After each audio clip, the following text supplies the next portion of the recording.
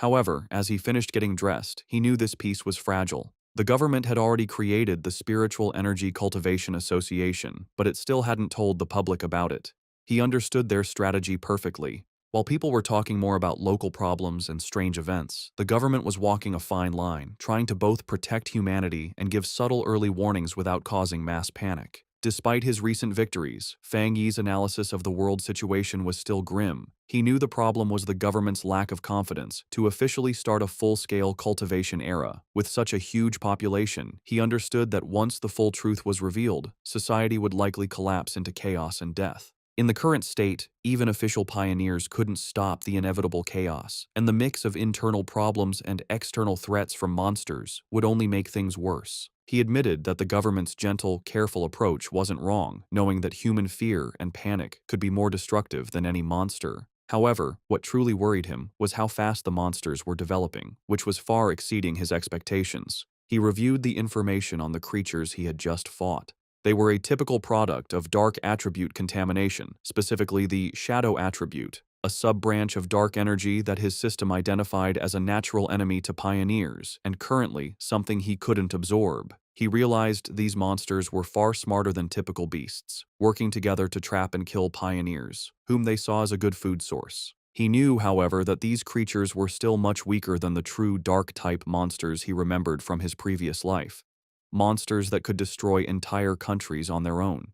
Still, the close call was a serious reminder of the growing danger. He was certain that if he hadn't been there, Su Qingying and her entire squad would have been wiped out. A bit of hope sparked inside him as he thought about the system's wording.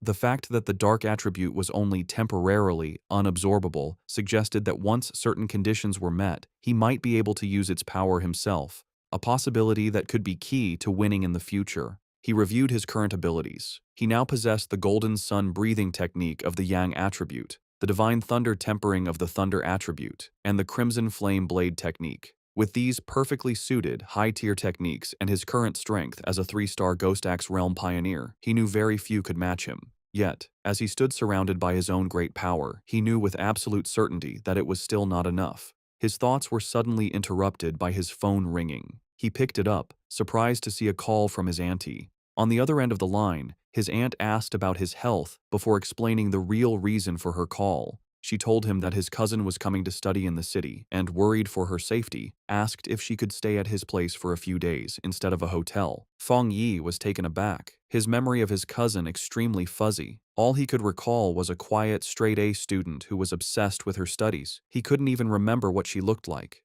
Despite this, he agreed, telling his aunt that there was a spare room.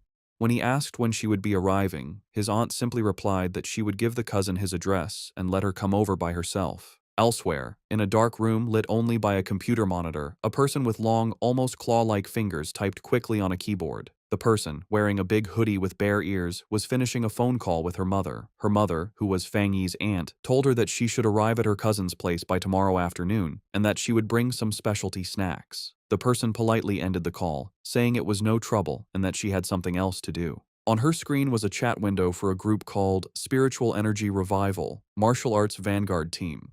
The user, Feng Heiju, had just announced her arrival in the city and her plans to stay at her cousin's place. After ending the call, she clicked her mouse, pulling up a new window. It was a rumor alert about an internet-famous town, now nicknamed Death Town, where 3 more people had vanished in relation to a pork beast challenge. A gruesome, blood-splattered image of the town was with the article. With glowing glasses reflecting the screen, Feng Heiju identified the location as Yanghuo Town, her interest clearly sparked. Her browsing was interrupted when her mother entered the room, asking if she had finished packing. Feng Heiju told her mother that she was packed, but that she'd rather stay in a hotel than bother her cousin. Her mother insisted, saying it was much safer than staying alone and